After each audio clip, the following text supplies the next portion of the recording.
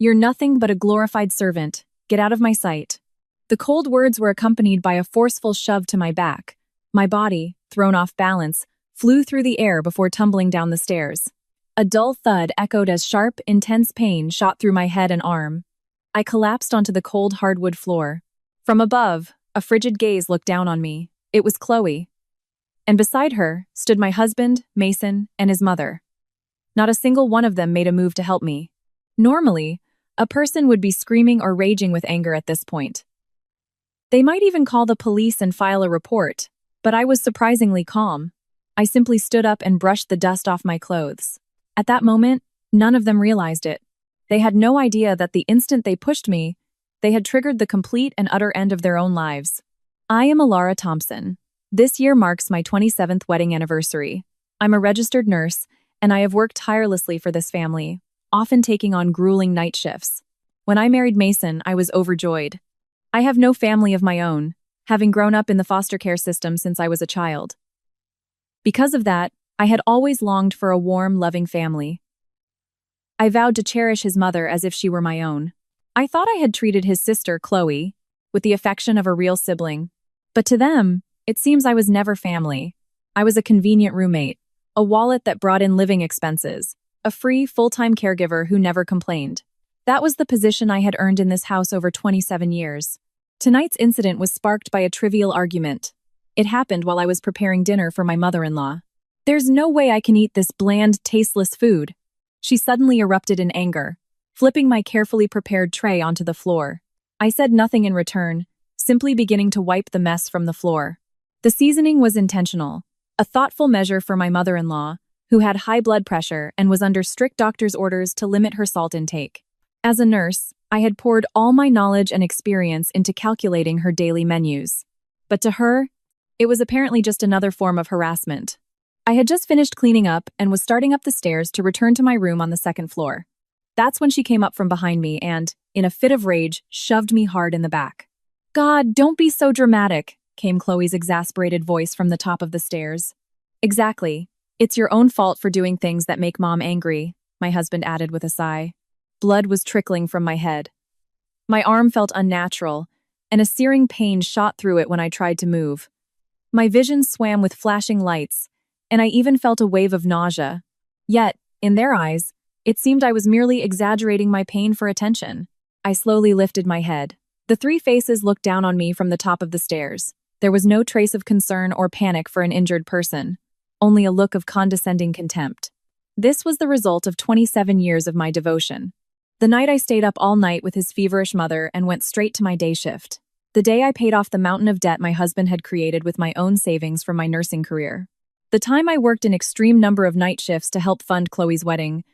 I felt the weight of countless sacrifices and a lifetime of dedication come crashing down, shattering on the cold hardwood floor. "I'm sorry," I said, my voice so flat it surprised even me. There was no anger, no sadness. Not a single drop of emotion welled up.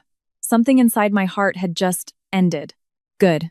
Now hurry up and clean this filthy floor," my mother-in-law scoffed before turning her back and returning to her room. My husband and Chloe followed, smirks on their faces. The sound of a door slamming shut echoed through the house. I was left alone in the dark hallway. I pressed a handkerchief to the wound on my head and slowly stood up. A throbbing pain pulsed through me. My arm was numb, without feeling. Even so, I didn't go to the hospital. I didn't call an ambulance. I just walked quietly to the bathroom and stood in front of the mirror. Reflected back at me was the face of an exhausted, middle-aged woman. I turned on the faucet and washed my face with cold water. The blood from my head wound mixed with the water, turning it a pale pink as it swirled down the drain. As I watched it disappear, my mind became preternaturally clear. All this time, I had clung desperately to the idea of becoming a family. I believed that if I just endured the unreasonable treatment, I would one day be accepted as one of them. But I'm done. There is no need to grind my life away for people who don't even treat me as a human being. The next morning, I made breakfast and did the laundry as usual. The moment my mother-in-law saw my face, a triumphant smirk appeared. "Looks like you learned your lesson after getting a little taste of pain. You should have been this obedient from the start." Mason didn't even look up from his newspaper, just sipped his coffee arrogantly. They were convinced I had nowhere else to go. After all, no matter how terribly they had treated me in the past, I had always ended up silently obeying. They believed, without a doubt, that a little violence would make me docile this time as well. Their arrogance only solidified my resolve. I smiled serenely. "Yes, ma'am," I replied. My voice was startlingly clear. To them, my eerie calmness must have seemed like complete submission. But they were wrong. This was the calm before the storm. I took off my apron and quietly left the house. My destination wasn't the usual supermarket. It was a small, local real estate agency downtown. "Welcome. How can I help you today?" the agent asked. In response, I pulled a document from my purse. It was the deed to this house. "I want to sell this house as quickly as possible." The agent's eyes widened in surprise. It was understandable. Although the house stood on land inherited from my husband's parents, the title to the building itself was in my name. When my husband's business failed and he declared bankruptcy, I had refinanced the mortgage under my own name, and it was my income, and mine alone, that had paid it off. It seemed they had completely forgotten that fact. I proceeded with the paperwork, my hands steady. There was no sense of tragedy. Instead, I felt a strange sense of liberation, as if heavy chains were melting away one by one. The 27 years of lingering affection and attachment had all vanished the night I fell down those stairs. All that remained was cold calculation and a firm resolve to execute my plan. After leaving the real estate agency, I hurried to my next destinations: the bank, the county clerk's office, and an international courier service. Tucked inside my handbag, an old passport, long buried in the depths of a drawer, lay as if brought back to life. Next to it were several documents written in English, the fragments of my true dream, a dream I had given up on years ago, left to gather dust. Today, I renewed my nursing license and sent off my paperwork for overseas credentialing at the same time. At home, they were probably complaining about tonight's dinner. They were still oblivious, not even considering who would take care of them in a house without me. They didn't know that the very air they took for granted was about to vanish from this house forever, and they had no idea that what awaited them after losing me was the beginning of an unimaginable hell. Even after 7 a.m., not a sound could be heard from the first floor. Normally by this time, the scent of fresh coffee and bacon would be wafting through the house. Mason, still in bed, clicked his tongue in irritation. Was she still sulking because of last night's argument? To boycott her duties like a petulant child at her age, Mason kicked the blankets off violently and stomped down the stairs. "Hey, where's breakfast?" he shouted as he entered the living room, but there was no reply. No one was in the kitchen or the laundry room. The countertops were wiped clean, without a single drop of water. The entire room was enveloped in the chilly morning air. Chloe came down from the second floor, rubbing her eyes. "Hey, where did she go?" "My blouse for today isn't ironed," she whined, looking around discontentedly. Next, his mother appeared, leaning on her cane with a sour expression. So noisy this early in the morning. She probably just went to the local supermarket. Honestly, making us wait first thing in the morning is so infuriating. Mason, making no attempt to hide his irritation, plopped down heavily into a chair at the dining table. It was then that he noticed a single sheet of paper lying in the center of the table. Mason furrowed his brow and carelessly picked it up. It was an unfamiliar document enclosed in a thick legal folder. It was, without a doubt, a formal divorce petition and a proposed settlement agreement. In the petitioner's section, a signature and date were already neatly written in a familiar hand, stating she had retained legal counsel. Mason snorted and tossed the paper back on the table. "What's this? Some kind of pathetic stunt?" Chloe, finding it amusing, peeked over his shoulder and burst out laughing. "Wow, she's acting out some cheesy old drama. How pathetic. She'll come back crying by evening." His mother spat out her words as she yanked open the refrigerator. "Look at this," she said with a triumphant look, pointing at several days' worth of pre-made meals neatly arranged in Tupperware containers. "See? She prepared the food. She's just scared of being abandoned." They weren't taking the situation seriously at all. They thought she was just angry about being pushed down the stairs, that she was just trying to make them worry by hiding for a little while. They were convinced she had nowhere else to go and would soon cool her head and come back, probably begging for forgiveness on her knees. Mason, his mother, and Chloe genuinely believed this. But as afternoon turned to evening and the sky grew dark, she did not return. Mason, getting a little annoyed, took out his smartphone. When he called, a sterile, automated voice informed him that the phone was turned off. He opened his messaging app and sent a text, but it remained unread. "Hey, go check her room," Mason ordered. Chloe reluctantly went upstairs to the master bedroom. A few minutes later, she came back down, looking puzzled. It's weird. Weird how? Her clothes, her stuff, it's almost all still there. Mason stood up and hurried upstairs, yanking open the closet. Chloe was right. Her everyday clothes, her favorite coat, her makeup, it was all there. The large suitcase, essential for running away, was still sitting in the corner of the room. What the hell? See? She plans on coming back soon, Mason said, letting out a huge sigh of relief as he sat on the edge of the bed. But Mason was completely blind. He didn't notice that something crucial, something that had been stored in the back of the closet, was missing. Her old passport, kept securely in a small safe, along with her nursing license and a few documents in English. Only the most important things for her life had been neatly taken away. Their destination was unknown to anyone in the family. Mason couldn't concentrate at work at all. When colleagues spoke to him, he could only manage non-committal replies. His mind was consumed by the image of that green-bordered paper on the table. But during his lunch break, his convenient way of thinking started to creep back in. She's a woman who can't live without me. She has no parents, no relatives. This house is the only place she has. By this weekend, she'll be standing at the front door with a tear-stained face. By telling himself this, he somehow managed to maintain his peace of mind. Maybe a hot dinner would be waiting for him when he got home, just like always. He opened the front door with that faint hope, but reality was cruel. In just a few days, the house had fallen into a horrifying state of disarray. A mountain of unwashed laundry was piled up in the utility room. The sink was overflowing with used dishes that were beginning to emit a foul odor. The trash hadn't been taken out, and fruit flies were starting to buzz around. The pre-made meals had run out, and the table was littered with empty takeout containers. The hardwood floors, which no one had vacuumed, were becoming noticeably dusty. Chloe was sprawled on the sofa, scrolling through her phone. Hey, my blouse isn't washed. I need it for tomorrow. The thought of washing it herself apparently didn't even cross her mind. His mother, unable to hide her frustration, had been complaining in the living room all day. How inconsiderate. When she comes back, I'll give her a piece of my mind. I don't even know where she put my blood pressure medication. And she's the one who always managed my doctor's appointments. They had absolutely no grasp of their own affairs. The consequences of having delegated everything to her were now hitting them all at once. Amidst this chaos, a thick envelope arrived in the mailbox. The sender was an unfamiliar law firm in the city. Mason, with a sense of dread, tore open the envelope and pulled out several pages of documents. Written there, in cold legal jargon, was content that made Mason's eyes bulge. The document was a formal notice from an attorney. It began with a strong warning that all future contact must go through the lawyer. It then listed 3 main demands. The first was the formal signing of the enclosed divorce settlement. The second was a claim for the return of her separate property contributions over the past 27 years. The third was to consent to the sale of their jointly owned home. Sale? What the hell is this? Mason felt the blood drain from his face. His hands trembled, and he nearly dropped the papers. The house was indeed built on his parents' land, but the title to the building itself was entirely in his wife's name.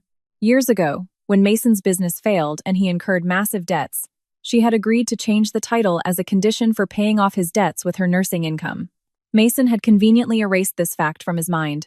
Hey, what is this all about? Mason muttered in a trembling voice, about to show the documents to his mother. Just then, the doorbell rang loudly.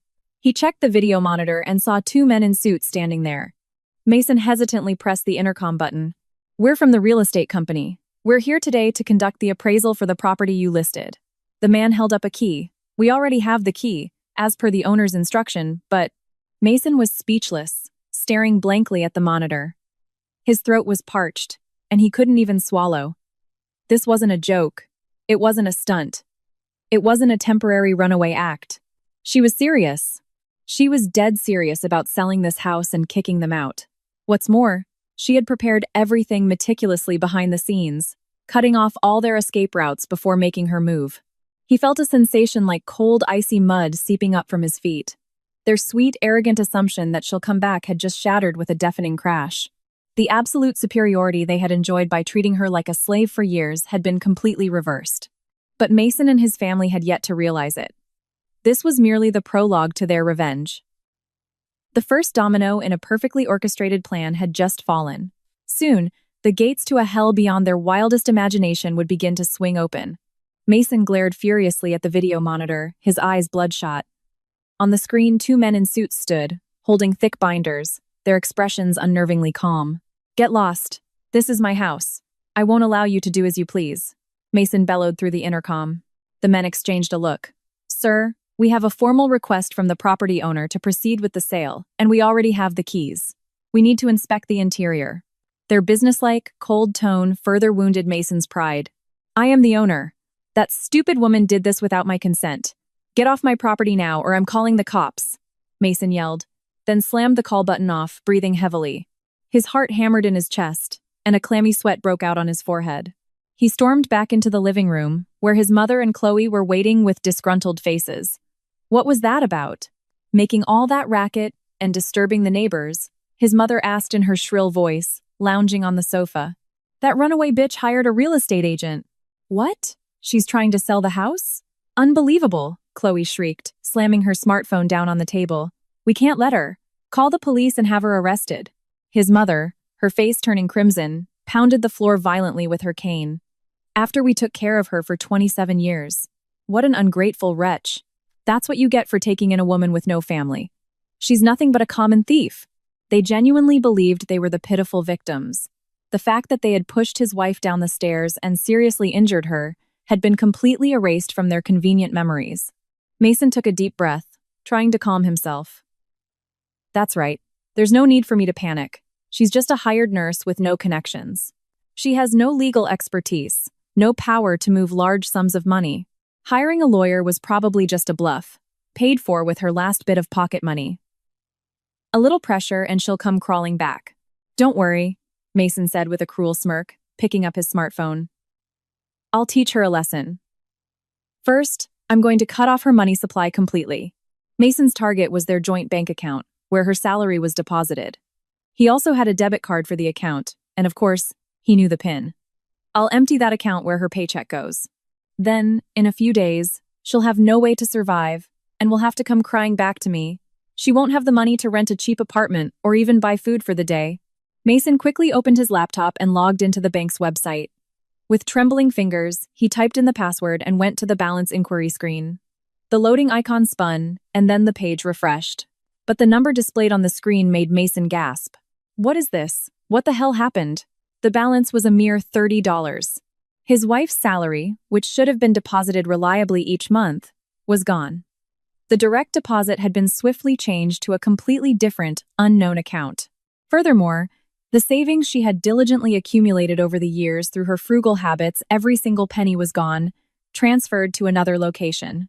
All that remained was the leftover pittance from the few $100s Mason occasionally contributed for living expenses. "No way. Did she steal my money?" Mason trembled with irrational anger and slammed his fist on the keyboard. But if he thought about it calmly, it was all money his wife had earned through grueling night shifts. Most of Mason's own income disappeared into his hobbies, gambling, and drinks with his buddies. His wife had prepared to completely separate her finances long before she left the house. A sick feeling growing in his stomach, Mason opened his credit card app. It was the family card, which Mason had been using freely under the guise of shared assets. On the screen, the words "account suspended" were displayed in merciless red letters. She had perfectly executed the suspension process the day before. "Mason, where's my special heating patch?" His mother's irritated voice called from upstairs, yanking him back to grim reality. "I don't know. It's probably in your room. Find it yourself," Mason yelled back. His mother started complaining even louder. "My doctor's appointment is tomorrow. Who's going to drive me? Call a cab. I have to work tomorrow." Before, his wife would have taken her to the hospital without a wink of sleep after a night shift. She would listen to the doctor's complex explanations, ensure the right prescriptions were picked up, and manage all future appointments. Neither Mason, Chloe, nor his mother even knew what medications she took daily. They knew the name of the hospital, but not even the name of her doctor. "That useless woman, never around when you need her," Chloe grumbled, kicking a cushion, frustrated that no one was making her dinner. The gears of the family were grinding to a halt. They had never been able to solve a single problem on their own. They had simply sat back and acted superior on the strong, devoted foundation that was his wife. Now that the absolute foundation was gone, they were as helpless as infants. They had never possessed the ability to survive on their own. Just then, Mason's smartphone vibrated. It was a follow-up notification email from the same law firm. Mason felt his stomach turn to ice as he opened the email with a trembling finger. What was written there was a terrifying fact he had never anticipated. The subject line read, "Regarding a claim for reimbursement of unpaid expenses." Mason's eyes widened, and he brought his face inches from the screen. The payment for his mother's long-term care insurance and the fees for the home health aide who came several times a week, Mason had assumed these were all being paid from his mother's ample pension. But the reality was completely different. His mother's pension was spent entirely on her own lavish lifestyle and on spoiling Chloe. The shortfall in care costs and the expensive, non-covered medications were all secretly being paid out of his wife's salary from her back-breaking work. The attached statement showed a claim for over $30,000, tallied from the last several years. "You've got to be kidding me. There's no way I can pay this kind of money all of a sudden." His wife hadn't just left out of anger. She had been shouldering the massive debts of this family, hiding them on their behalf. Now, she was mercilessly throwing that responsibility right back at them, where it originally belonged. Furthermore, a cold sentence was added at the end of the email. The contracts for electricity and water were under the client's sole name. "We are writing to inform you that as of today, the termination of these services has been completed." The very moment Mason finished reading that decisive sentence, the bright lights in the living room suddenly went out with a dull click. The television screen went black, and the quiet hum of the air conditioner ceased completely. "Hey, what's going on? A power outage?" Chloe's panicked shriek echoed in the darkness. Mason stood stunned in the dark, clutching his phone, its screen now the only source of light. The trigger for their descent into the mire had been pulled. Their elegant, arrogant lifestyle was about to collapse from its very foundations in just 2 days. They never had a chance to fight back. "Where are you hiding that thief?" The next morning, Mason was screaming in the lobby of the local general hospital, the very workplace his wife had dedicated 27 years to. His frustration from having the electricity and water shut off had already reached its peak. The thought that it was his own fault didn't even cross his mind. It was all the fault of his wife, who had abandoned them and disappeared. "She's a criminal who stole my money and ran away. Bring Laura Thompson out here now." The receptionists were terrified. Patients in the waiting area stared from a distance. But Mason didn't care about the onlookers. In fact, he intended to thoroughly destroy his wife's social standing. "I picked that pathetic orphan off the street. I made a low-class woman who grew up in the foster system part of my family, and this is how she repays my kindness. A monster like that has no right to work here." Mason's words were filled with malice and boundless contempt, a verbal assault meant to trample on his wife's dignity, her career, and her very life. He calculated that if he made a big enough scene, the hospital would have no choice but to fire her. If she lost her job, she would lose her source of income. Then, in a few days, she would surely come crying back to him. "Before you call the police, give me her final paycheck. As her husband, I have a legal right to it," he shouted triumphantly. Just then, a cold, quiet voice echoed from down the hall. "The police have already been called." A veteran head nurse appeared, standing with a determined posture. She held a single, stiff document in her hand. "What? You've got some nerve. When the police get here, I'll tell them everything. I'll tell them what a crazy, horrible woman she really is," Mason sneered, his breath coming in ragged gasps. But the head nurse didn't even flinch. "Yes, please do tell the police everything. In detail. About the contents of this medical report," she said, thrusting the document in front of Mason's face. The blood drained from Mason's face. There, printed on the hospital's official letterhead, and bearing the attending physician's signature, was a terrifying fact. Head laceration and fractured ulna. Full recovery estimated at 4 weeks. Injuries consistent with an intentional assault resulting from a fall down a flight of stairs. Mason swallowed hard, his eyes darting between the report and the head nurse's face. "Alara received treatment here right after she left the house. At that time, we documented everything, including the domestic violence she reported. This is a serious assault case. The police are very interested." Mason felt his throat go dry. The injuries he had dismissed as an over-the-top performance that night had now become powerful, objective evidence that had turned on him with fangs bared. "No, that's not it. She just fell on her own," Mason stammered, but his voice cracked pathetically. "You can tell your excuses to the police." "And one more thing," the head nurse said, looking Mason straight in the eye with a cold gaze. "Alara has already formally resigned from this hospital. Her final paycheck, cashed out PTO, and all other entitlements have been transferred to her new individual bank account. From this point forward, this hospital will protect Alara's privacy with all its resources. Mason's last hope shattered into a million pieces. He hadn't cut off her income. She had already secured her rightful severance and escaped to a place completely beyond his reach. And she had done so after perfectly setting the stage to send them to prison. Where is she now? We have no obligation to tell you that. In the distance, the wail of police sirens grew closer. Mason's feet felt rooted to the spot in terror. The illusion of their superiority was completely shattered. They were just flailing around in the elaborate trap his wife had set. As the police sirens wailed, Mason's mind raced. He absolutely could not let them take him in. If this was treated as a felony assault, his position at his company would be in serious jeopardy. When the officers arrived, Mason abruptly changed his tune. "I'm so sorry. This was all just an extension of a small marital dispute," he said, feigning tears and putting a hand over his heart in mock remorse. "My wife. She's been a bit mentally unstable lately. Her paranoia has gotten severe, and she accidentally fell down the stairs on her own. But she's blaming my mother and ran away from home." With his glib tongue, Mason skillfully tried to manipulate the officers. He knew that police are often reluctant to intervene deeply in what appears to be a private family matter. It was an extremely malicious and calculated lie. "The hospital is just overreacting a bit. As her husband of many years, I know her mental state best." The police temporarily backed down, and Mason fled the hospital. There was no longer any look of relief on his face. All that remained was a burning hatred for the wife who had tried to trap him. In the taxi on the way back, Mason's eyes held a strange glint. "That stupid bitch. I'll never forgive her. I'll crush her. I'll destroy her socially." He immediately called a shady old friend from college, a consultant who knew his way around legal gray areas. After a brief explanation, a wicked laugh echoed from the other end of the line. "That's easy. Your wife's trying to sell the house, right? Just file an emergency injunction with the court to block the sale. That'll tie the property up for months, maybe years." Then, his friend offered another, more chilling piece of advice. "You can get her bank accounts frozen too. Go to the bank and cry your eyes out. Tell them your wife is exploiting your elderly, dementia-addled mother and has stolen her life savings. File a police report for theft of family assets, and you're golden." A twisted, evil smile spread across Mason's face. "Perfect. I'll frame her as a vile thief. I'll completely obliterate her reputation and make her come crying and begging at my feet." That afternoon, Mason sprang into action, creating a mountain of forged documents. At the bank, he presented cleverly falsified medical records for his mother. "My wife has been siphoning my mother's care funds into her own account.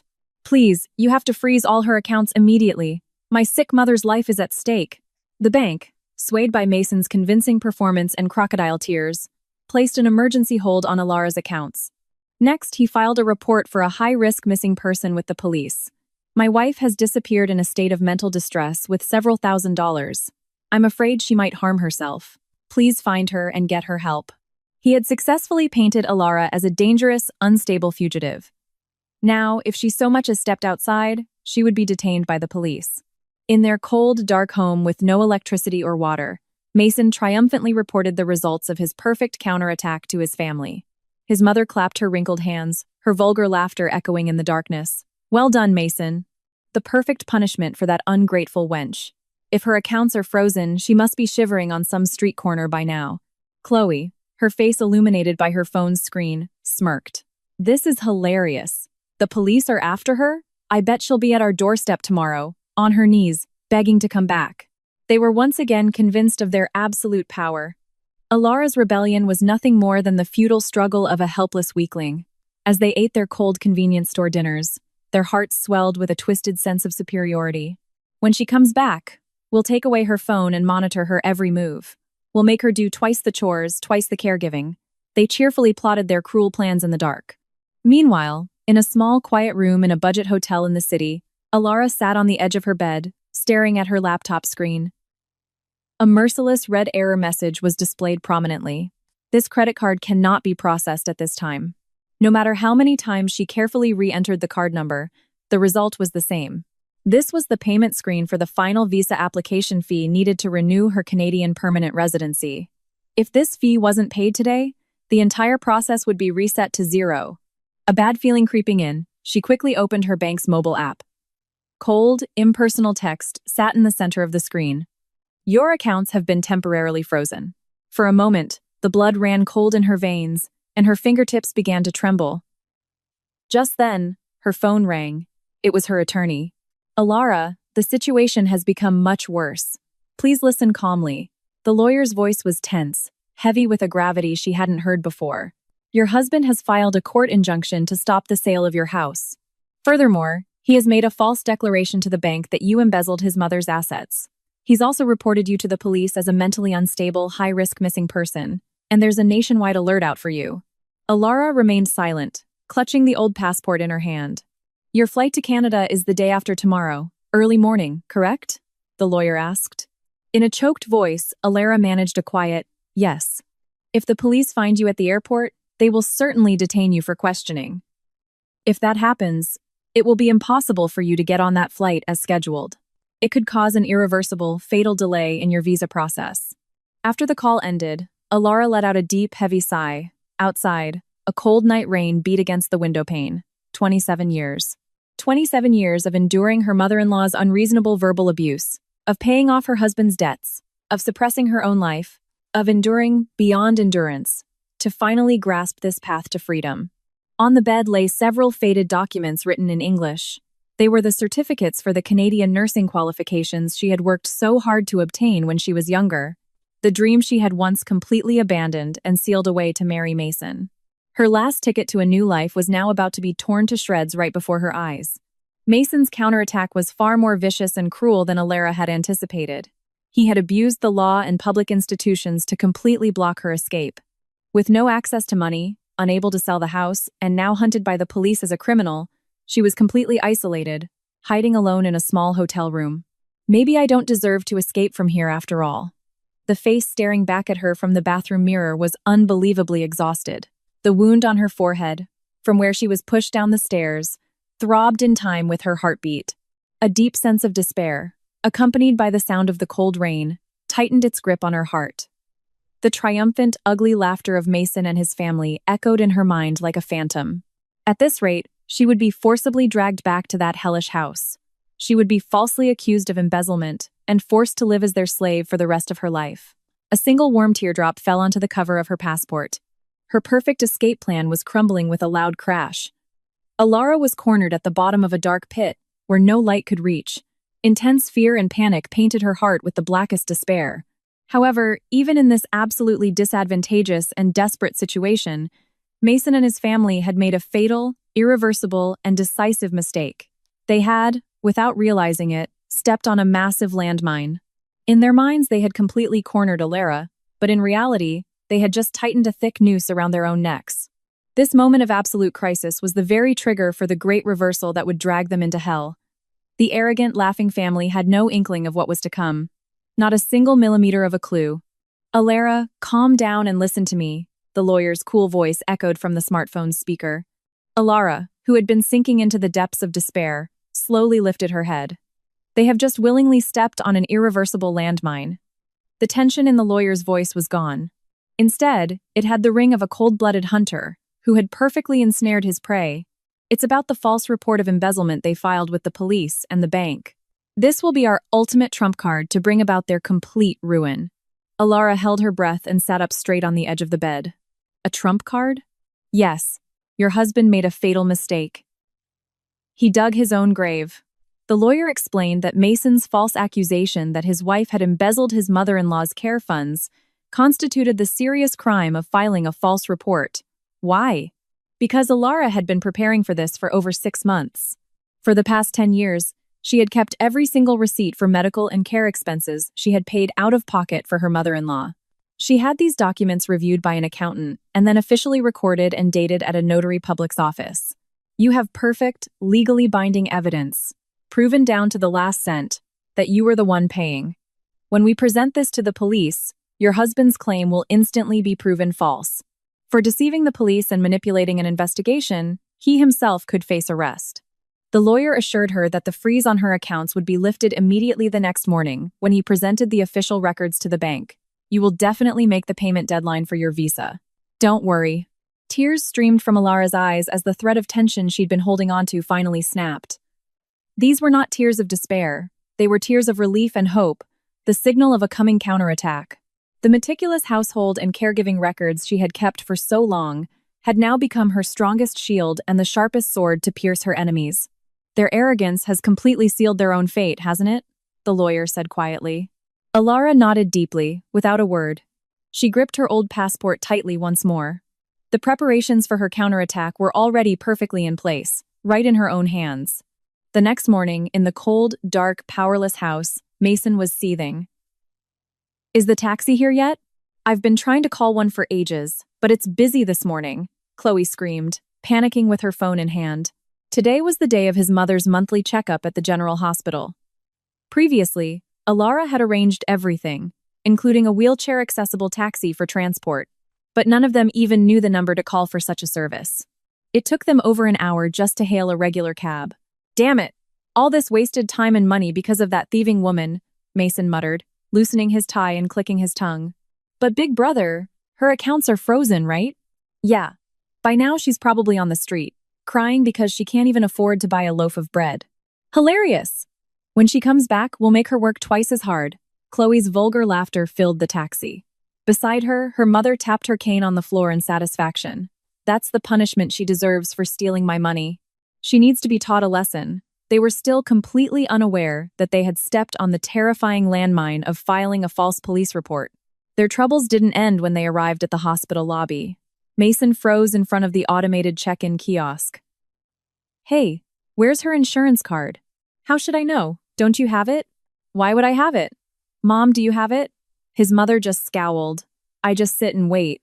Alara had managed the insurance card, the Medicare card, the medication list, everything. With nothing in hand, they were forced to go through the entire registration process from scratch at the main desk. "Do you know the names of the medications she usually takes?" the nurse at the counter asked. The three of them just looked at each other and fell silent. Blood pressure pills? Something like that," Mason answered vaguely. The nurse sighed, looking troubled. "Do you know of any allergies? Or her recent average blood pressure readings?" "The doctor can figure that out. Just let us through," Mason snapped. Other patients began to stare at them coldly. They projected their own incompetence onto the staff, lashing out at everyone around them. For 27 years, they had never bothered to learn a single piece of information vital to their own mother's life. They had simply sat in the box called family and pushed everything onto Alara. That cruel fact was now being exposed, piece by piece, in the clinical setting of the hospital. After waiting for over an hour, his mother's number was finally called. Mason and Chloe pushed her wheelchair into the examination room with sullen faces. "Took you long enough. How long were you planning on making us wait?" Mason barked at the doctor as soon as he entered. The elderly doctor, who had been looking at his computer monitor, looked up at them in surprise. I'm sorry, who are you?" The doctor's question made Mason's face turn even redder with anger. "Who are we?" "I'm her son, Mason." "We're here for my mother's appointment." Yes, I was told her son would be coming," the doctor said, looking back and forth between his chart and their faces, with a puzzled expression. This is the first time any family has come into the examination room in 10 years. The words made Mason falter for a second. "It's always been your wife, Alara, who accompanied her for everything, wasn't it?" "What happened to Alara today?" Mason snorted and crossed his arms arrogantly. "Oh, a woman like that is gone. She stole my mother's money and ran away. She'll be caught soon enough, though. From now on, we'll be taking care of her. I'll be paying the medical bills, so you don't have to worry." Mason puffed out his chest, expecting the doctor to be impressed by what a responsible son he was. But the doctor's reaction was the complete opposite of what Mason expected. The warmth instantly vanished from the doctor's face, replaced by an extremely cold gaze. "You, the one who drove her away, will be taking care of her?" The doctor's voice was quiet, but it held a terrifying, blood-chilling tone. "Yeah, that's right. Is there a problem?" Mason said with an insolent look. The doctor slowly stood up and retrieved a thick binder from a shelf in the back.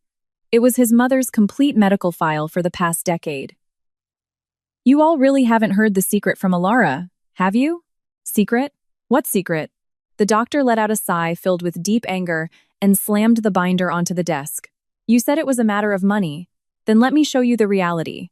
The doctor opened the file to the first page. Mason's heart leaped into his throat as he saw the unbelievable contents written there.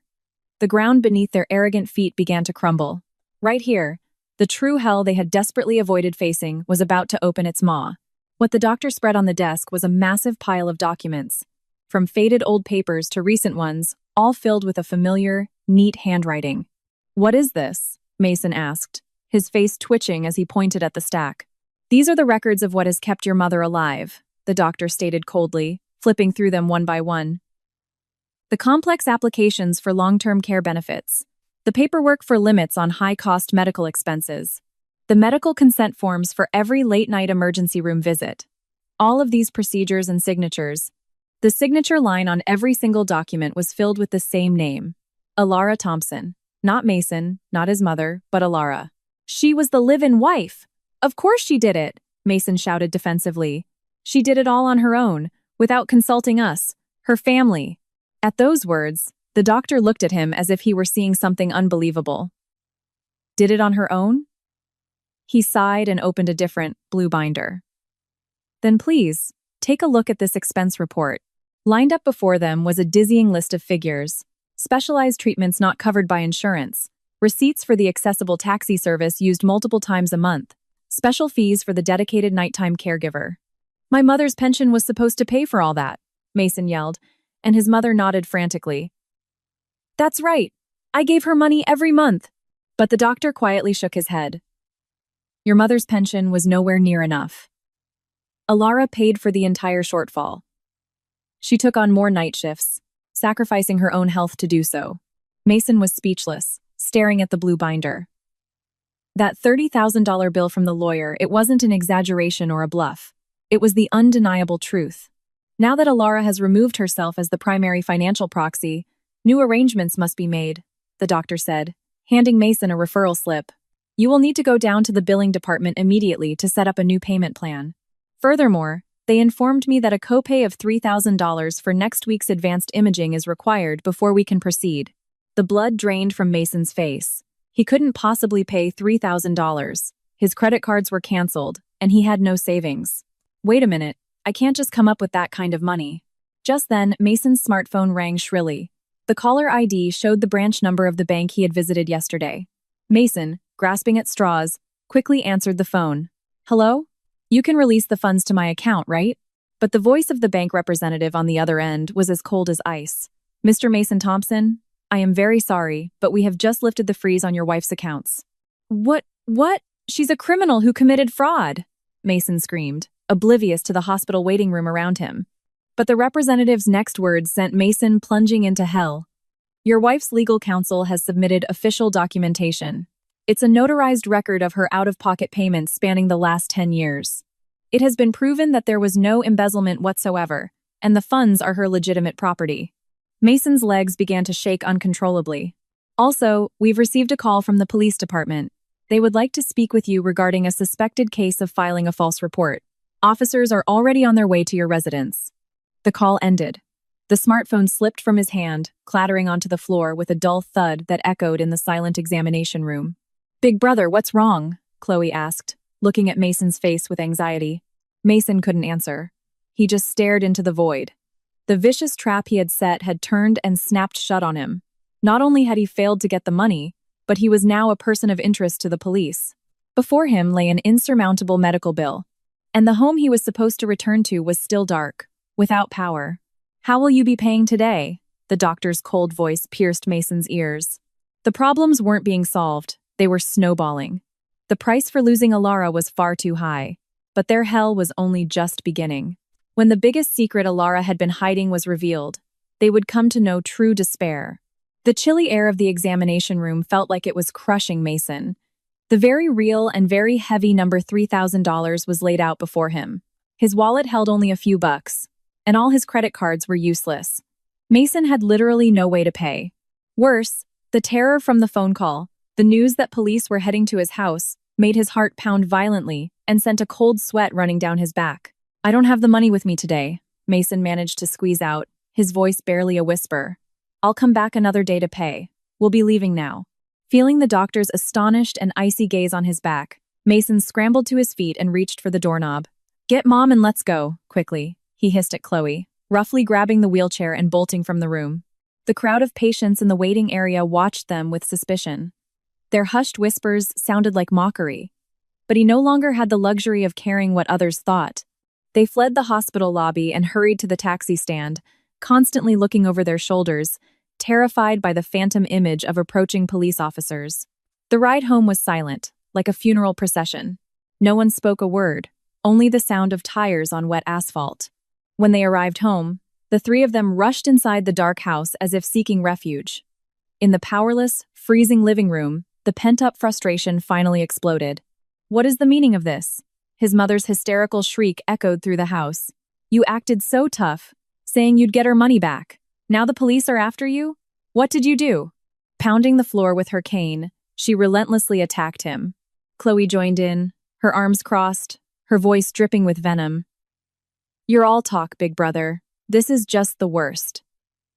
My friends can't find out I'm involved in a police mess. Fix this. We can't even eat a proper meal in this dump." Mason grabbed his hair in frustration and despair. "Shut up! You think I know what to do? Stop complaining and use your own damn heads for once. This whole mess started because Mom pushed her down the stairs." His mother, incensed by his attempt to shift blame, grew even more furious. "How dare you speak to your mother that way? This is all because you, as the husband, couldn't keep your wife in line.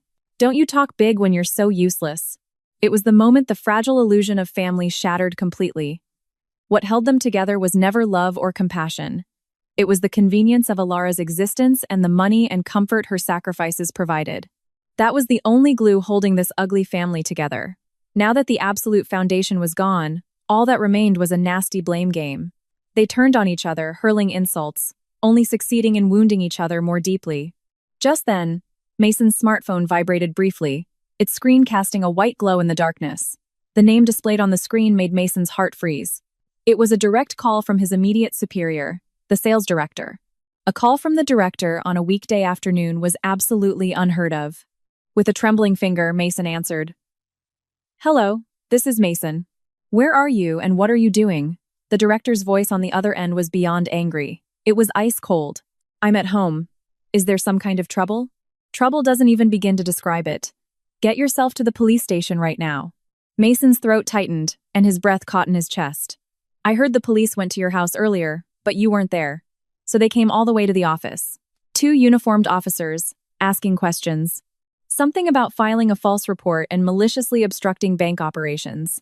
Having the police investigate our office is the biggest scandal in this company's history." "No, that's a misunderstanding. It was my wife," she stole Mason, tried desperately to explain, but the director cut him off coldly. "Save your excuses for the police, not the company.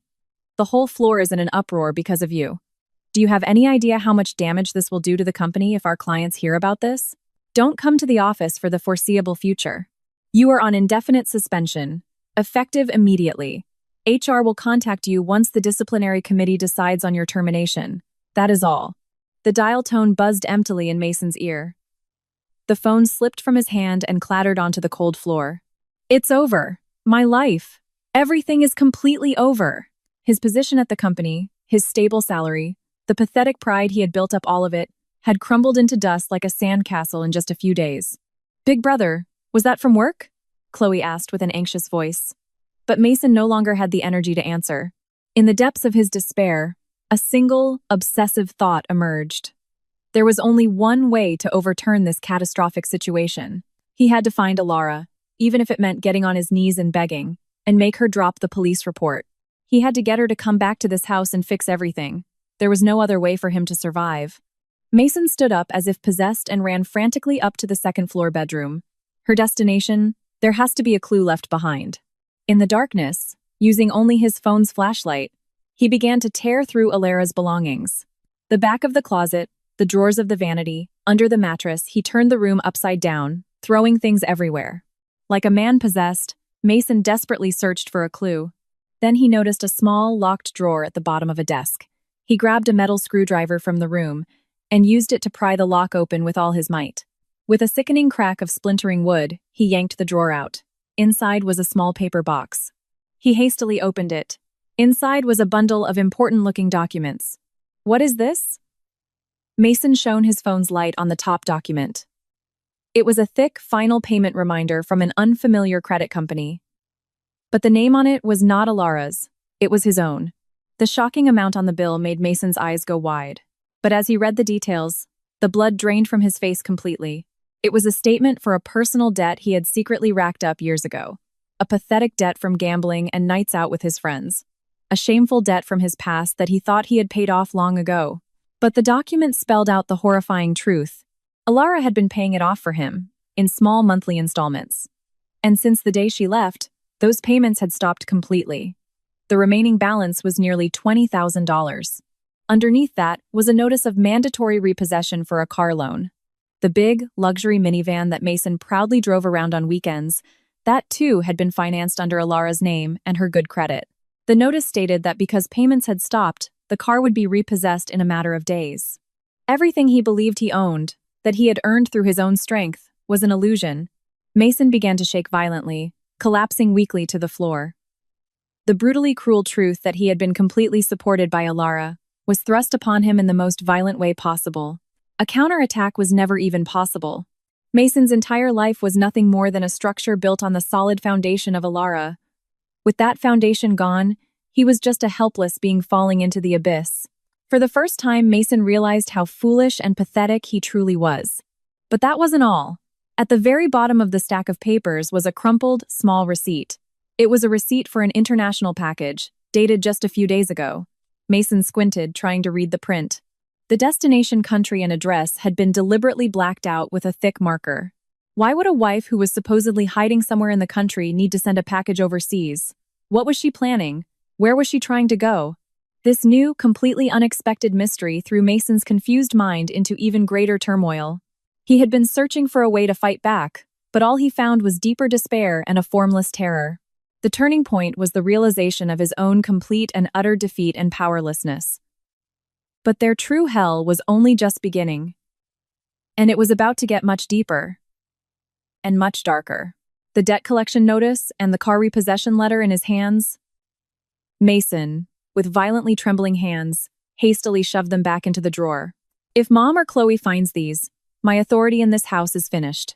The only reason I could act like the head of the family was because they thought I was the breadwinner. They can never know I was actually being supported by Alara. Mason forced himself to calm his breathing and went downstairs, pretending nothing had happened. In the dark living room, his mother and Chloe were still complaining. Seriously, what are we going to do? Big brother, hurry up and find that woman. Mason forced a smile and puffed out his chest. Don't worry, I have a great idea. I'll threaten her lawyer and get her location. I'll drive over there myself tomorrow and drag her back. You can count on me. With that desperate lie, Mason managed to get through the moment. But his heart was pounding so hard it felt like it would explode. The fear that everything would come crashing down by morning was terrifying. And the next morning, Mason's worst fears became a merciless reality. A loud, mechanical noise echoed from outside the house. Chloe, looking out the window, let out a scream. Big brother, there are strange men outside. Mason rushed out to find a large tow truck parked in front of the house. Men in work uniforms were attaching cables to his prized luxury minivan. Hey, what the hell do you think you're doing? That's my car! Mason yelled as he ran towards them, but the men were calm. We're here on behalf of the credit company to repossess the vehicle. We've already received consent from the registered owner, Miss Alara Thompson. This is a legal repossession due to non-payment. The blood drained from Mason's face. His mother, hearing the commotion, came hobbling outside. What is the meaning of this, Mason? Why are they taking the car? Chloe was also panicking, trying to grab at the workers. Stop it. I used that car to go out with my friends. You bought it with your salary, didn't you? Say something. But Mason couldn't move. Neighbors were watching the scene with curious eyes, their hushed whispers piercing Mason's ears. I guess that nice car was in his wife's name. He always drove it around so arrogantly, but now it's being repossessed for non-payment. How embarrassing. Mason's pathetic pride was utterly shattered in front of the entire neighborhood. There was no room left for excuses. The cables tightened, and the minivan was unceremoniously hoisted onto the tow truck. Mason just stood there silently, watching the symbol of his false bravado being taken away. Back in the house, his mother's rage exploded. Explain yourself. The car was in Alara's name? Weren't you paying for it with your salary? Cornered, Mason knew he could no longer lie. It wasn't my money. She was paying for it. I had old debts, and she was paying them off for me. The moment she heard those words, his mother collapsed with a look of utter despair. No, Does that mean we were completely dependent on that woman for everything? I can't believe it. You really are the lowest piece of scum, big brother, Chloe said, looking at him with contempt before spitting out her words. I'm leaving this house. I'll stay at a friend's. Chloe hastily packed a bag and stormed out, a selfish act to escape the trouble she had helped create. Left behind in the dark house were Mason and his weeping mother. What are we going to do? We have no money for the hospital bills, no money for food tomorrow, his mother trembled, finally realizing the horror of their situation. Mason clenched his teeth, his fists tightening with a mixture of intense panic and hatred. He was suspended from work, his debts were exposed, and he had lost his car. If this continued, their lives would truly be over. He had to find Alara and force her to drop all the legal actions. No matter what, I have to get that woman back to this house and make her my slave again. Mason ran upstairs and grabbed the receipt he had found the previous night. The part with the international destination was blacked out. He held it up to the window, trying to use the faint sunlight to see through the ink. Please. There has to be a hint. As he stared, his eyes bloodshot, the faint impression of letters became visible. It was a string of English letters. EMBASE. Embassy. The scattered pieces in Mason's mind suddenly clicked together. Alara had taken her old passport and English documents. And she had sent an important package to an embassy. Is she planning to flee the country? A cold chill ran down Mason's spine. If she escaped overseas, U.S. law and police would be powerless. He would never find her, and he and his family would be left to drown in debt. I will not let her escape. I'll catch her at the airport and drag her back by force if I have to. Mason's eyes were now filled with a dangerous madness. Panic had robbed him of all rational judgment, pushing him toward reckless action. He had no intention of going through a lawyer or any other proper channel. He picked up his phone and called his shady consultant friend again. Hey, I need a favor. Find out Alara's departure schedule. I don't care how you do it. I'll pay you whatever you want later. Mason, with a desperate, empty promise, goaded his friend into tracking Alara's movements. They still didn't know what they were chasing. It wasn't Alara. It was a giant trap that would bring about their own complete destruction. Mason's panic-fueled rampage was accelerating the situation toward an even more fatal conclusion. In the dark house, the silence was broken by his mother's choked sobs. Mason, help me. When Mason rushed downstairs, an unbelievable sight awaited him. His mother had collapsed in the hallway. Trying to get to the bathroom in the dark, she had fallen and soiled herself horribly. A powerful, nauseating stench filled the air. Mom, what the hell are you doing? Mason instinctively pinched his nose, grimacing. I'm sorry, my body. I can't move. Clean yourself up. It's disgusting. Mason looked for a towel but couldn't find one in the dark. He reluctantly tried to use his own shirt, but a wave of intense nausea overcame him. Retching, he ran to the bathroom and vomited violently. Acid burned his throat, and tears and snot streamed down his face. At that moment, a realization hit Mason like a blow to the head. Alara. She did this. Every day. After a grueling night shift, with her exhausted body, she cleaned Mom up without a single complaint, with a smile on her face. She got up multiple times in the middle of the night, never showing any annoyance, while we slept soundly upstairs. The crushing weight of that truth hit Mason for the first time. Mason. My chest hurts. I can't breathe. His mother's fragmented cries came from the hallway. Mason rushed back to her and felt the blood drain from his face. Her face was pale, and a cold sweat poured down her skin. Her breathing was shallow, and she looked like she was about to lose consciousness. It was because she hadn't taken the blood pressure medication that Alara had so carefully managed for days. Hang in there. I'm calling an ambulance right now. He fumbled for his phone and dialed 911 with a trembling hand. But he couldn't answer any of the operator's questions. What's her primary hospital? Does she have any pre-existing conditions? Do you have her list of medications? I don't know, my wife handled all of that.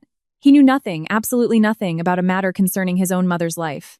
That absolute powerlessness completely shattered Mason's pride. A few minutes later, sirens approached, and paramedics rushed in. They loaded his mother onto a stretcher and into the ambulance. Mason scrambled in after them, the wailing siren echoing in the small space. The destination, ironically, was the same hospital he had fled from just yesterday. In the emergency room waiting area, Mason shivered on a metal chair, waiting for news on his mother's condition. His clothes were stained and reeked. No one was there to help him, no one to comfort him. An overwhelming sense of loneliness and terror consumed him. Hours later, the door to the treatment room finally opened. The same elderly doctor emerged, his face etched with exhaustion and deep anger. "We've stabilized her, but she's in critical condition. Why didn't you give her the prescribed medication for several days?" Mason looked down, unable to say a word. The doctor sighed heavily and opened his clipboard. "I showed you the financial records yesterday.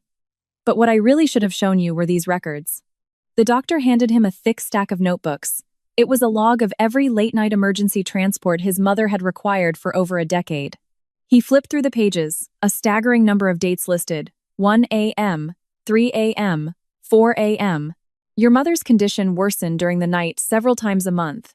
Every single time, Alara accompanied her in the ambulance, alone. Mason's eyes widened as he stared at the records. "And there were days she would stay here with her until morning, then go straight to work. Did you or your family ever once try to know about this?" "No. Alara kept it all hidden, out of consideration for you. She made sure never to disturb your family's sleep." Those words stabbed Mason's heart like a sharp blade. The reason they had lived so comfortably was because Alara had been their shield, sacrificing her own life to protect them. The person who cared most about your mother was, without a doubt, Alara, and you drove her out with violence. At the doctor's words, Mason finally collapsed to his knees. Unable to bear the weight of the truth, he crumpled onto the cold hospital floor. "I was wrong. We can't live without her." Waves of regret, far too late, washed over him. Crouching on the floor, Mason gripped his smartphone. "I'll apologize. I'll get on my knees and beg her to come back." Mason was still clinging to a sliver of hope. But even that pathetic hope was about to be utterly crushed. Crouched on the cold hospital floor, Mason felt like he was suffocating under the weight of regret and despair. The terrifying truth of their utter dependence on Alara had just crashed down on him. At that moment, the phone in his pocket vibrated. The screen showed the name of his shady college friend. As if possessed, Mason lifted his head and answered with a trembling hand. "Hey, what did you find? Do you know where she's going?" Mason's voice was pleading. A sleazy laugh came from the other end of the line. "Found it. Your wife's flight schedule. Got the flight number and everything." Mason's heart pounded. "Really? When? Where is she flying from? Tell me." "Tomorrow morning. A direct flight to Canada from JFK." A twisted expression of relief spread across Mason's face. "There's still time. She's still in the country. I can definitely catch her at the airport tomorrow morning. I'll wait for her at the departure gate and drag her back by force." Mason let out a deep breath, a crazed chuckle escaping his lips in the darkness. "Mom, wait here for a little bit. I promise I'll be back for you," Mason told his mother, who lay unconscious in the treatment room. He then bolted from the hospital and rushed home in a taxi. He opened the door to his dark, powerless house and sensed someone was there. In the living room, illuminated only by moonlight, a figure was huddled on the sofa. It was Chloe, who was supposed to have run away with her large suitcase. "Big brother, you're back." Chloe looked up at Mason, her face swollen from crying. "What are you doing here? I thought you were crashing at a friend's house," Mason asked coldly. Chloe burst into hysterical tears. "None of my friends would take me in. The rumor that I'm caught up in some police trouble has already spread. They all said they don't want to get involved and blocked me on social media." Her phone screen was a sea of red message, failed to send errors. "I have no money, nowhere to go. What am I supposed to do now?" The consequences of her selfish, arrogant life had left her completely isolated. Without Alara's wallet, she had no real friends. Just then, the sound of a scooter stopping in front of the house broke the silence. A special late-night delivery. A mail carrier was holding a certified letter. Mason, with a terrible sense of foreboding, accepted the envelope at the door. He shone his phone's flashlight on the return address. The moment he saw it, his fingers began to tremble violently. It was from the Human Resources Department of the company he had worked at for years. With a shaking hand, he ripped open the envelope and pulled out the thick document inside. At the top of the first page, in bold, black letters, were the words, "Notice of termination." Mason's vision went white. His breathing stopped, and a fierce ringing filled his ears. The document detailed the reasons for the end of his life as he knew it. Gross misconduct, bringing a criminal investigation to the workplace, and severely damaging the company's reputation and integrity. For these clear violations of company policy, he was terminated effective immediately. Furthermore, because he had caused significant damages, He would not receive any severance pay. No. My career. Everything I built. Mason crumpled the paper in his fist and collapsed. The job he had clung to for years, the stable salary, all of it had vanished into thin air, turned to ash by a single piece of paper. The car loan, the massive debts, the exorbitant hospital bills all remained. He had lost his social standing, his credit, everything. He was at zero. No, not zero. He was starting from a negative number he could never climb out of. But this extreme despair drove Mason completely insane. No, I'm not the one at fault. This is all because she selfishly left. If I can just bring Alara back, I can explain to the company it was all a misunderstanding. If I can make her drop the lawsuit, everything will go back to normal. To fix my life, I need her. Mason's mind was now filled with this selfish, twisted hope. Tomorrow morning, I will catch her at the airport. I'll beat her, I'll make her cry, but I will drag her back to this house. Mason's eyes were bloodshot, all rational thought gone.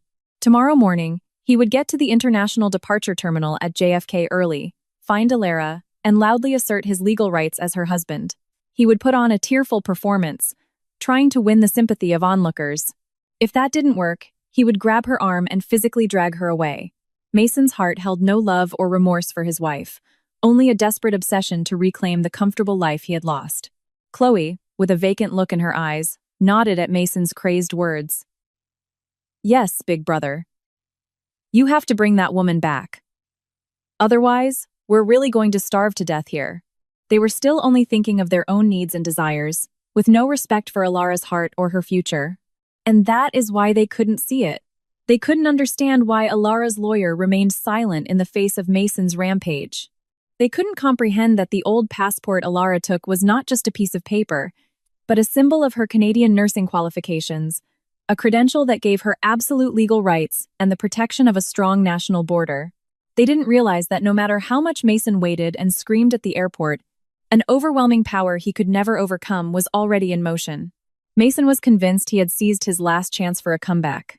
He truly believed that if he just got to the airport tomorrow morning, everything would be solved.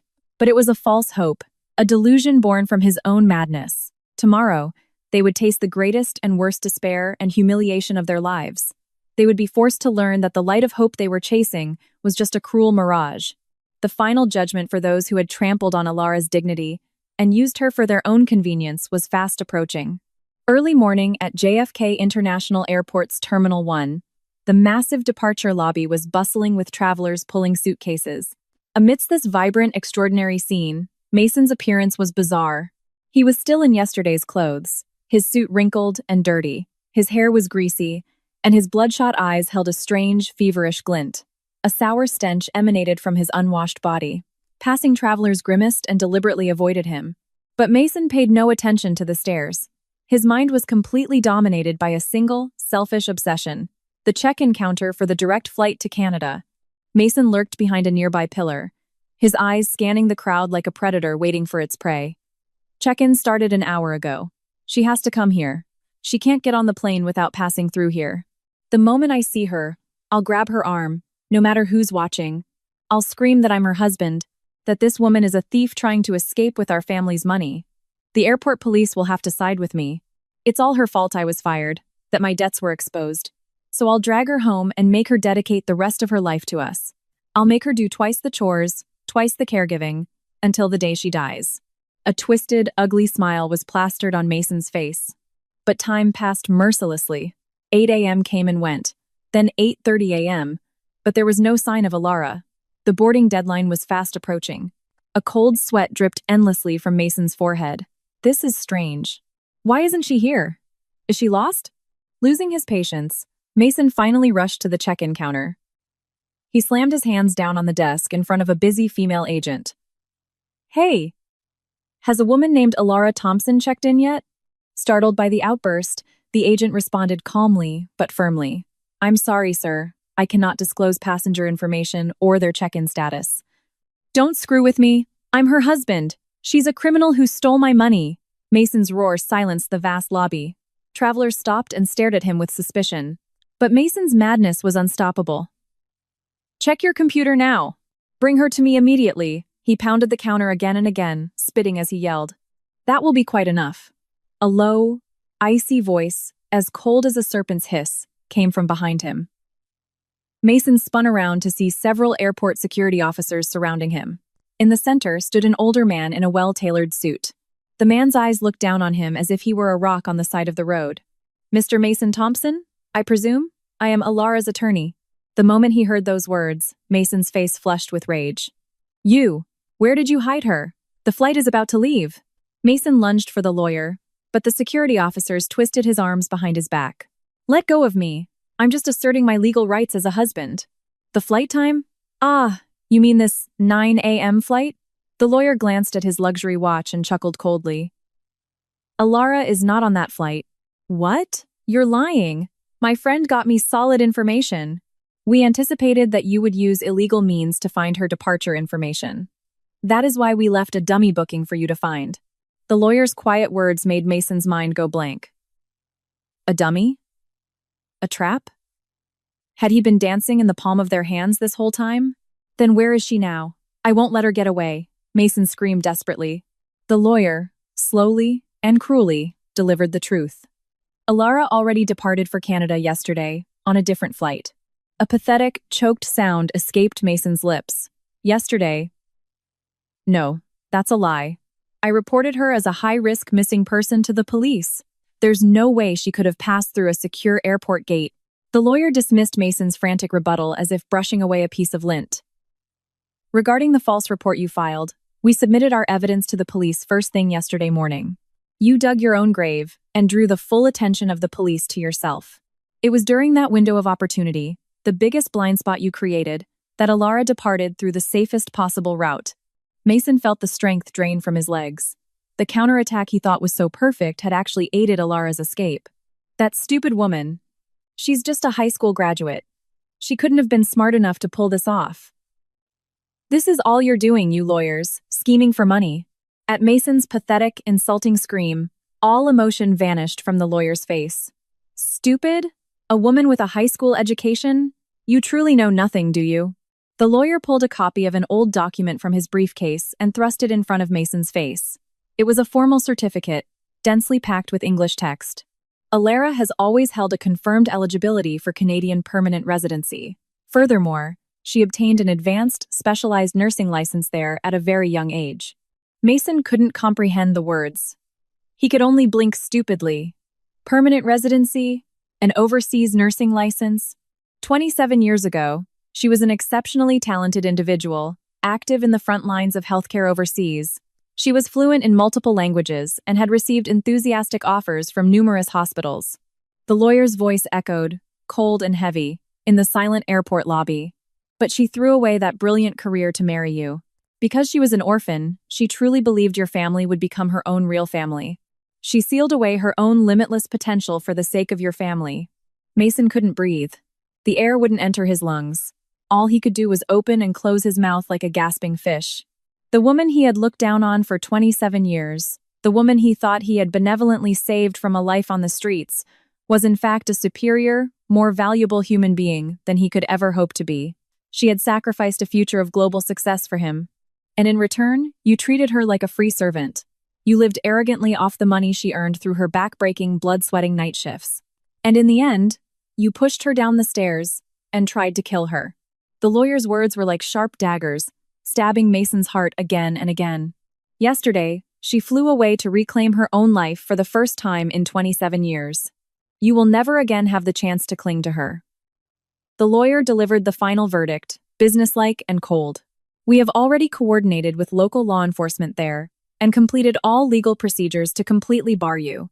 If you ever attempt to contact her in any way, you will be arrested as an international criminal. Mason finally collapsed, crumbling pathetically onto the cold airport floor. The surrounding travelers looked down at him like a piece of filthy trash. It's a lie. It has to be a lie. Alara. He felt the giant pillar that had supported his entire life completely vanish. He could never return to that warm, comfortable house. He was buried in debt, fired from his job, with his social credibility at zero.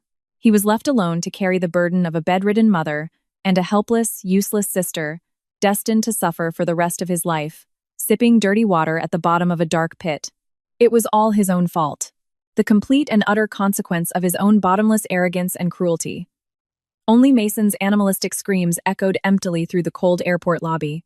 On his knees on the cold floor of JFK, men, women, and children alike skirted around the pathetic, weeping man as if he were a pile of filth.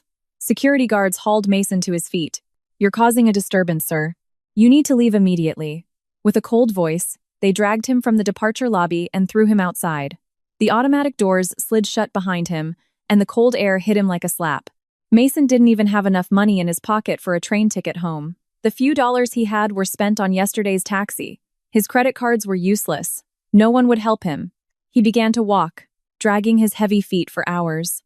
His shoes wore through, and his feet bled. But the physical pain was nothing compared to the agony in his heart. After a full day of walking, he finally reached his familiar neighborhood. The sun had set, and it was pitch black. He was on the verge of collapsing from hunger and exhaustion when he arrived in front of his house. He stopped dead, unable to believe his eyes. An unfamiliar truck was parked in front of the dark, powerless house. Men in work clothes were using a drill to destroy the lock on his front door. "Hey, what are you doing to my house?" he screamed in a hoarse voice. A man in a suit turned to him with an icy gaze. Mr. Mason Thompson, we've been waiting for you." The man mercilessly shoved a stiff document into Mason's chest. It was an official eviction notice from the court. "The sale of this house has been finalized. As per the new owner's wishes, demolition will begin tomorrow. Today, we are changing the locks and prohibiting entry." Mason was speechless, his eyes darting between the paper and the men's faces. "Eviction? You can't just tell me that. This is my house. I won't let you sell it." The man sighed, a look of pity on his face. "The title to the building is in Miss Alara Thompson's name. There are no legal issues. The injunction you filed to block the sale was immediately nullified once the police investigation confirmed that your embezzlement claim was fraudulent." Mason's final, desperate gambit had backfired spectacularly. His own vile lies had only accelerated the loss of his home. The men pushed past him and continued their work, wrapping thick, no-trespassing tape across the front door. Mason had been literally locked out of his own home. Just then, Chloe came running from behind the house, crying hysterically. She was clutching a single small handbag. "Big brother, what's going on? We can't get inside." Her face was twisted in terror. "Those men changed the locks. My clothes, my designer bags, they're all still inside." Mason stared at the ground, unable to answer. "You brought that woman back, right? Go yell at her and get our house back." Chloe grabbed Mason's shirt, shaking him violently. Mason wordlessly pushed her hands away. "It's over. She went to Canada. She's never coming back." At those words, Chloe let out a blood-curdling scream. "No. Then what am I supposed to do? I can't work. Big brother, you have to do something." Her selfish, shrill voice pounded in Mason's ears. "You do something." Those were the exact words Mason had always thrown at Alara. The ugly sight of someone completely dependent on others, unable to solve their own problems, it was a mirror image of himself. For the first time, Mason truly understood how foolish and grotesque he had been. Bzzz. Mason's phone vibrated. The caller ID was the general hospital where his mother had been taken. With a trembling finger, he answered. "Hello? Is this Mr. Thompson?" "This is the hospital billing department," a cold, businesslike voice said. "Your mother's condition has stabilized, so we need to discuss her future care. I'm afraid continued hospitalization here is impossible due to the extensive unpaid medical bills and the lack of a responsible party to guarantee payment." Mason's throat was dry. "Impossible? Then what are we supposed to do?" "You will take your mother home tomorrow. It is the family's responsibility to provide 2-4-hour home care.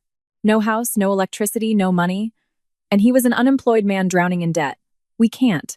There's no one at home who can take care of her. Changing diapers, feeding her. We can't do it." The voice on the other end was devoid of sympathy. "That is a family matter, not the hospital's concern. Please arrange to pick her up by noon tomorrow. Goodbye." The call ended.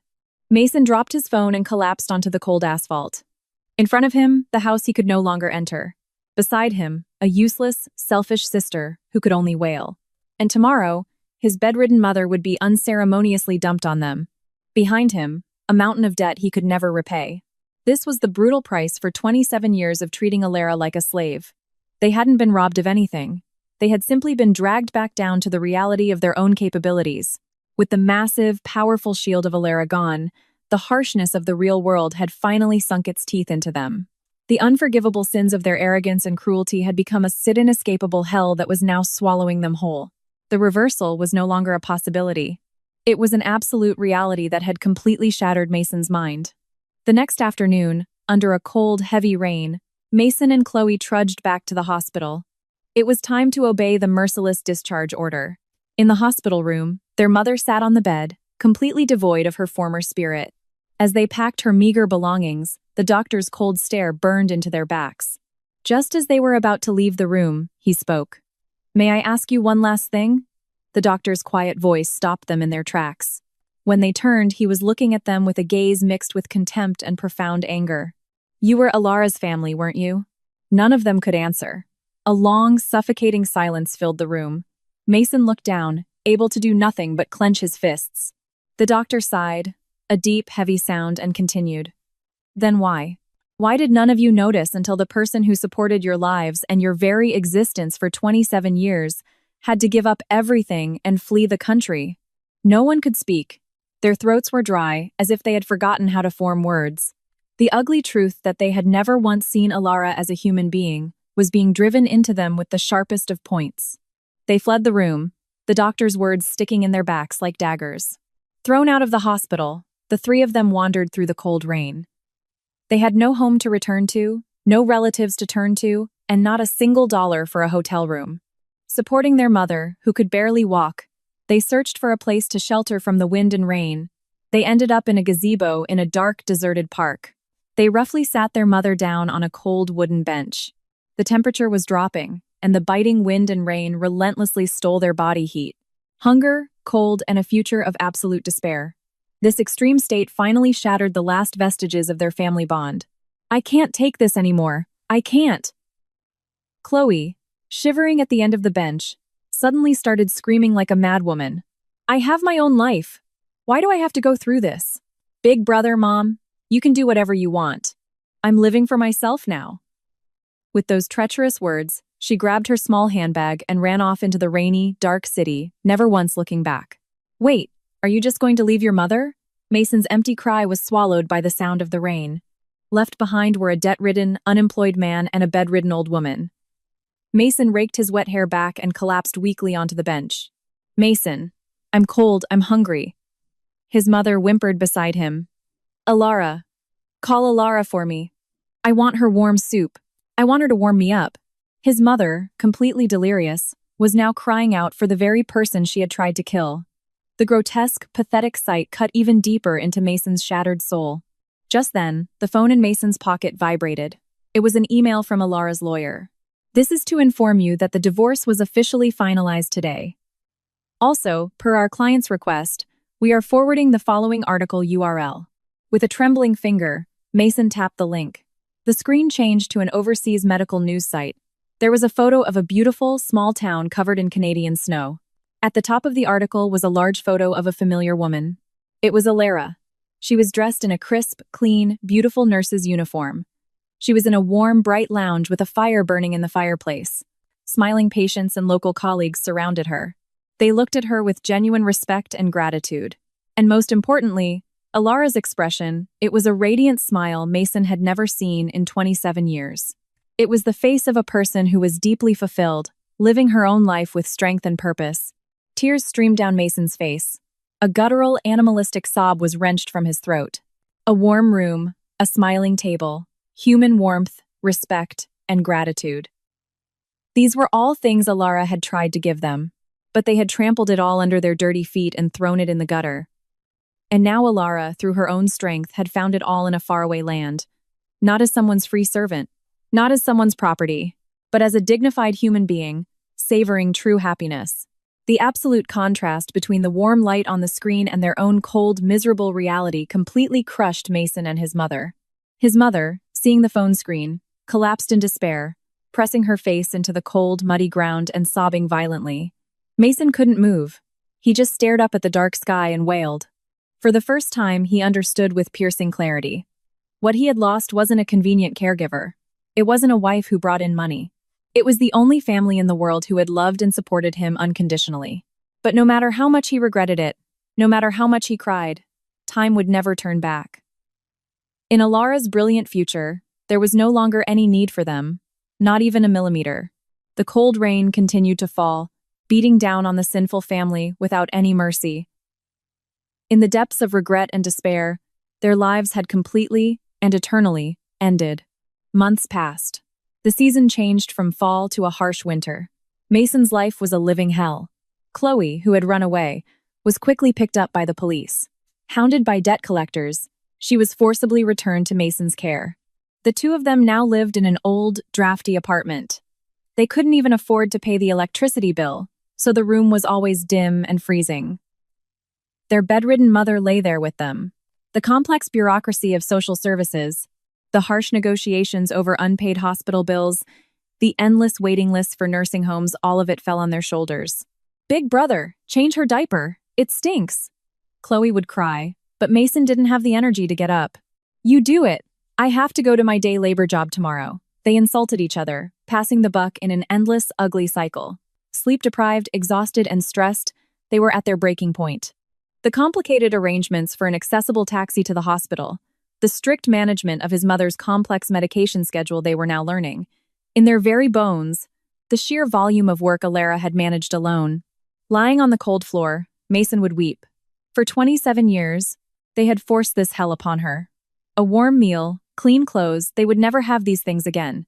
They would just rot away miserably in a cold, endless regret.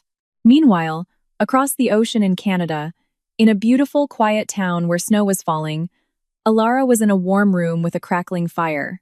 Outside, it was freezing, but inside, it was cozy. She sat on a plush sofa, slowly sipping a cup of hot tea. "Good morning, Alara. It's another beautiful day," a colleague said, a genuine smile on her face. "Good morning! It really is a lovely morning," Alara replied brightly, her own smile natural and easy. Months after being pushed down those cold stairs, the wounds in her heart had completely healed. Here, no one insulted her or looked down on her. Everyone respected her experience and skills. The patients constantly expressed their gratitude for her gentle care. "We are so lucky to have you here," they would say. Each time she heard those words, Alara's heart filled with a warm light.